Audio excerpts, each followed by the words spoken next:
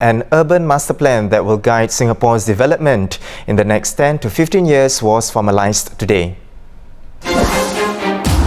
Under the gazetted Urban Redevelopment Authority Master Plan 2019, the former railway station staff quarters and Bukit Timah Fire Station have been gazetted for conservation. The Gazette concludes the review of the draft Master Plan 2019, which was exhibited at the URA's premises from March to June this year. More than 25,000 stakeholders and members of the public visited the exhibition to find out more about the proposals. The suggestions and feedback for the draft plans proposals were incorporated where appropriate and will be considered as the authority develops detailed plans for future areas. Now, to share more on this, we have Housing and Heritage correspondent Melody Zaccheus. Hello, welcome, Melody. I think this is the first time you're doing a big story with us. Welcome. Now, Melody, if you could share with us, what are some of the initiatives that stood out for you in the master plan? So basically, the master plan will guide Singapore's development over the next 10 to 15 years and is reviewed every 5 years. So for me, I think what really stood out was the revitalisation of Orchard Road. And I think we can all agree that it's not as happening as it used to be before. So the authorities plan to inject it with some life. For instance, the whole stretch could be divided into 4 sub-precincts.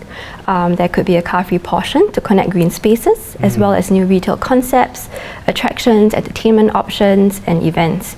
And then also what stood out for me is the CBD, because it can tend to be quite of a ghost town at night. Yeah, especially during weekends as well, right? Yes, so you want to draw life into this entire business district. So the authorities have a good idea, and some plans include building new hotels and homes in the CBD and better utilising some of the vacant state properties as test beds for new ideas and events. So, and I also understand there will be a new 50 km Greater Rustic Coast running along the northern coast. So the master plan was formalised today, meaning to say that it has undergone feedback from different stakeholders. So one thing that stood out for me, for instance, is that we will be retaining an iconic swimming pool at Farrer Park Fields, which is near Little India MRT station. So it was a site for athletes to train in the past, in the 1930s and 1980s. And they will also be retaining a former boxing gym building.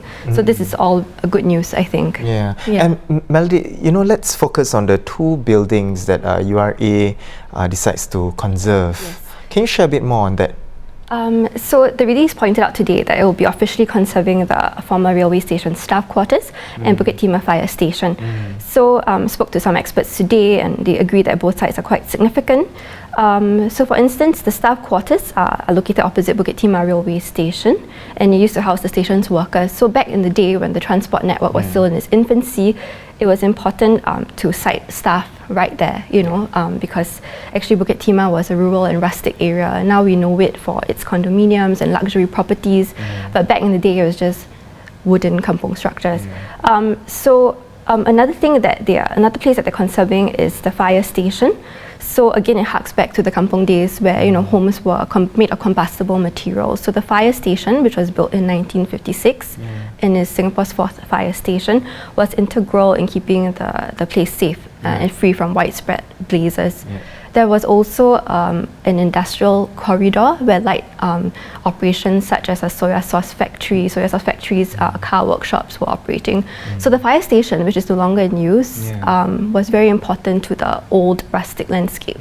And Melody, you have covered a lot of heritage stories, and heritage is has always been your focus and always been your favorite beat. Do you think it's enough, whatever that's been done to preserve Singaporean culture and heritage? I think the master plan is heartening because they did listen to the community. So in terms of the Farrer Park field, swimming pool and boxing building, the former boxing building, it was a result of also people on the ground speaking up for it. So the Friends of Farrer Park group were very passionate about advocating for the protection of some of the sites there as part of redevelopment plans. So I'm happy that some of these key structures will be saved, because Singapore is nothing without its history, and it's important to conserve different layers of the past. Definitely. Now, thank you so much, Melody, for coming onto the show to share with us a bit more about the URA master plan. Now, for the full plan, of course, you can visit URA's website, or you can also read more on our website at straitstimes.com. Now, those were the top stories for the day. For more news and videos, of course, you can head over to the Straits Times website. Once again, I'm Haryanto. Join us for more stories on A Big Story tomorrow, and see you then.